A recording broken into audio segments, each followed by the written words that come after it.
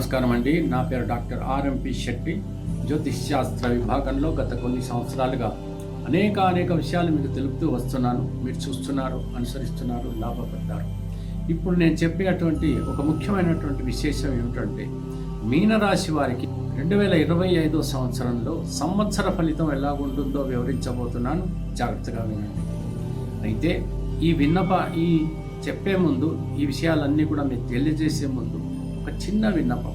అదేంటంటే, astro Shetty gem అనేటువంటి ఈ కొత్త ఛానల్ని ఈ మధ్య కాలంలోనే నేను ప్రారంభించాను.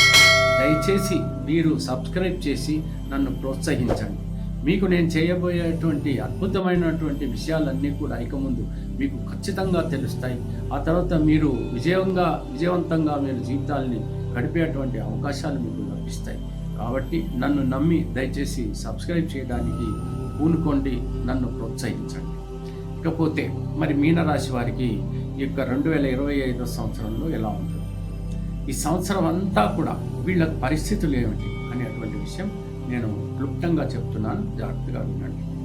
ఇక్కడ ముందు మనం తెలుసుకోవాల్సింది ఏంటంటే, 2025 అంటామా అంటే ఏంటంటే 2 + 2 + 5 సంఖ్యాశాస్త్ర పరంగా చంద్రుడు ప్లస్ చంద్రుడు బుధుడు వీళ్ళ ఈ సంఖ్యలన్నీ కూడితే 9 అంటే కుజుడు. ఇప్పుడు మనకేమర్థమవుతుంది? చంద్రుడు ప్లస్ చంద్రుడు అంటే సముద్రాలు, ఆ తర్వాత బుధుడు అంటే వ్యాపారాలు. సముద్రాల పైన వ్యాపారాలు ఏవైతే ఉంటాయో చాలా అద్భుతంగా సాగుతాయి. మళ్ళీ అంతా కూడితే 9 అంటే కుజుడు అంటే వైలెన్స్ లాడ్, అంటే సముద్రాల నుండి మనకి ఎంతో దుర్మార్గమైనటువంటి సంఘటనలు మనం చూడబోతున్నాము. అవి యుద్ధాలు కావచ్చు, తుఫాన్లు కావచ్చు, సునామీలు కావచ్చు, ఇతరత్ర భూకంపాలు కావచ్చు. ఏదో ఒక రకంగా ప్రపంచమంతా అతలాకుతలం అవుతుందని మనకు అర్థమవుతోంది. ఇది నేను చెప్పటమే కాదు, గతంలో కొన్ని వందల సంవత్సరాల నుంచి నోస్ట్రాడామస్ గారు కానీ, మంగా బాబా గారు కానీ, అచ్యుతానంద దాస్ గారు కానీ, వీర బ్రహ్మేంద్ర స్వామి గారు 2025 సంవత్సరం చాలా భయంకరమైన సంవత్సరం అని చెప్తూనే ఉన్నారు.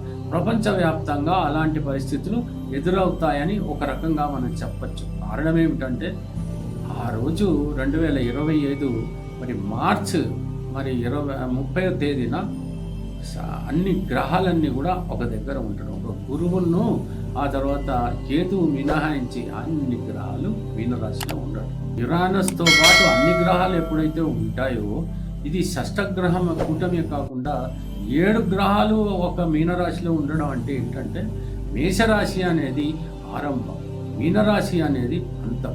మీనరాశి జలతత్వ రాశి కాబట్టి సముద్రాల నుండి ఎన్నో రకాలైనటువంటి హింసాత్మకమైనటువంటి పరిస్థితులు ఉంటాయి అని. ఆ రోజున మళ్ళీ గ్రహణం, అనేక రకాలండి, ఒక్కటి కాదండి, అనేక రకాలుగా ప్రకృతి వైపరీత్యాలు మనం చూడబోతున్నామని చెప్పవచ్చు. ఓకే, ఇంతవరకు బాగానే ఉంది. కానీ ఉగాది నుండి మనకి ఏం జరుగుతుంది? 2025 సంవత్సరంలో ఉగాది నుండి మనకి విశ్వావసునామ సంవత్సరం అనేది ప్రారంభమవుతుంది. ఈ విశ్వావసునామ సంవత్సరంలో 4 మేజర్ గ్రహాలు వాళ్ళ యొక్క స్థానాల నుంచి బదిలీ అయి కొత్త స్థానాల్లోకి వెళ్ళబోతున్నారు. శనైశ్చరుడు, గురువు, రాహు, కేతువుని మనం ప్రధానంగా తీసుకోవాలి. ఎందుకనంటే వీళ్ళు ఒక భావంలో నుంచి ఇంకో భావంలోకి వెళ్ళటానికి చాలా కాలం తీసుకుంటారు. మిగతా గ్రహాలన్నీ కూడా ఒక్క మాసంలోనే వాళ్ళు మారిపోతూ ఉంటారు. చంద్రుడు మాత్రం 2.5 రోజులకే మారిపోతూ ఉంటాడు. మనం సుదీర్ఘకాలం ఎవరు ఉంటారో వాటి యొక్క ప్రభావాలు మన మీద ఎక్కువగా ఉంటాయి. శనైశ్చరుడు ఈ యొక్క 29వ తేదీ మార్చి 2025న మీనరాశిలో ఉన్నటువంటి వాడు కుంభరాశిలోకి రావటం, గురువేమో 1 సంవత్సరం నుండి వృషభ రాశిలో ఉన్నటువంటి వాడు మిథున రాశిలోకి రావటం, రాహువేమో 1.5 సంవత్సరం నుండి మీనరాశిలో ఉన్నటువంటి వాడు కుంభరాశిలోకి రావటం, 1.5 సంవత్సరాల నుండి కన్యారాశిలో ఉన్నటువంటి కేతువు సింహరాశిలోకి రావటం, ఇలా జరుగుతుంది. ఇకపోతే గురువు ఎప్పుడైతే మిథున రాశిలోకి వస్తాడో అతనున్న క్షేత్రం నుండి 5, 7, 9 స్థానాలని చూస్తాడు. ఆ స్థానాలు ఈ యొక్క మీనరాశి వారికి ఏ స్థానాలు అని కనుక మనం ఒకసారి చూసినట్లయితే ఇవి 8, 10, 12. 8 అంటే ఆయువు, ఓకేనా. లేదా ఒక లక్కీ ఛాన్స్. 10 అంటే కర్మ, అంటే మనం చేసేటువంటి పనులు, ఉద్యోగము, లేకుంటే వ్యాపారము, ఏదో ఒకటి. 12 అంటే వ్యయము, ఖర్చు.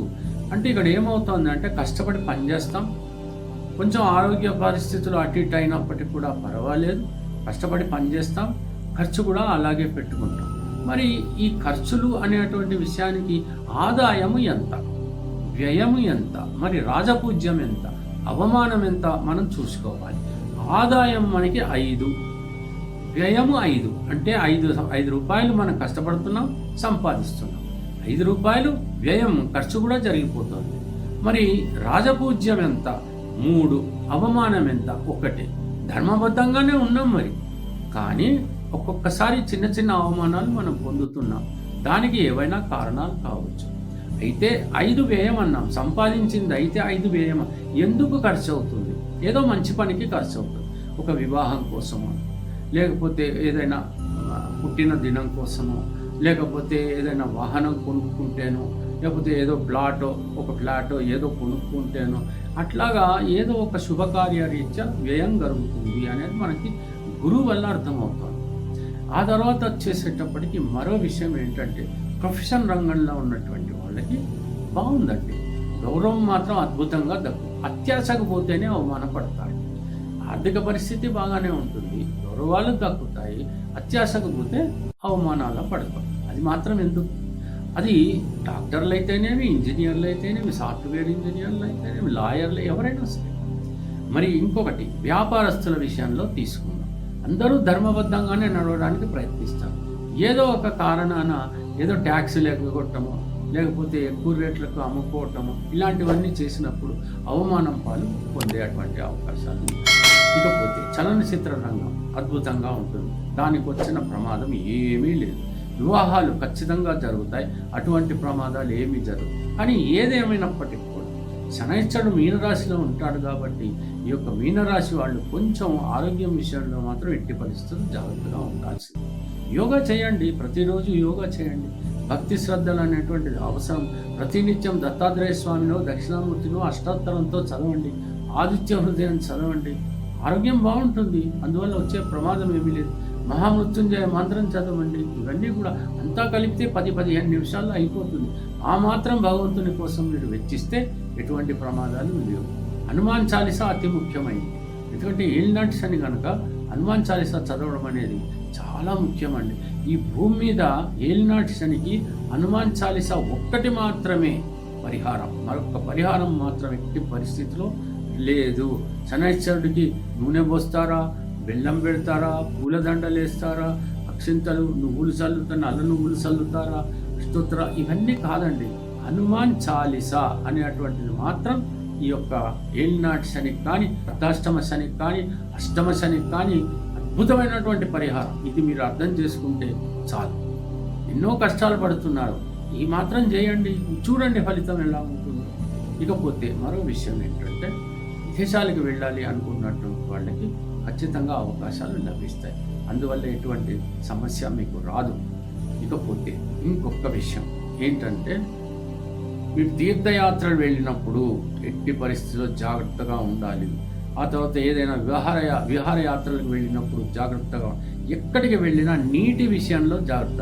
ఏదో ఎక్కడో ఒక కొలను ఉందనో, ఒక స్విమ్మింగ్ పూల్ ఉందనో, ఒక తటాకం ఉందో, ఏదో ఉందని మీరు అందులో దూకారంటే ఏదైనా ప్రమాదం జరగవచ్చు.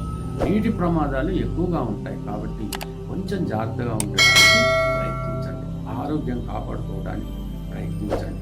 వచ్చే సంపాదన వస్తుంది, ఖర్చు పెడతారు. ఆ తర్వాత రాజపూజ్యం బాగానే ఉంది, అవమానం ఒక్క పాలు ఉంది కాబట్టి ఆ కాస్త అవమానం పాలు కాబడద్దంటే భక్తి శ్రద్ధలతో మెదిలి అద్భుతంగా జీవించడానికే ప్రయత్నించండి. తెలిసింది కదా. సెలవు. నమస్కారం. జ్యోతిష్య మహర్షి డాక్టర్ ఆర్ఎంపి శెట్టి గారు ప్రపంచ ప్రఖ్యాతి పొందిన వేద విజ్ఞాన జ్యోతిష్య రత్న శాస్త్రవేత్త. 40 సంవత్సరాల అనుభవంతో వీరు చెప్పిన సంఘటనలు రుజువై విస్తుపోయేలా చేశాయి. Indian institute of oriental heritage Calcutta, America astrologers federation USA వీరిని గౌరవ డాక్టరేట్ తో సత్కరించాయి. దేశ విదేశాలలో పలు రంగాలలోని ప్రముఖులు వీరి సలహాలు పొంది ఉన్నారు. వివరాలకు 9014378474 9618600074.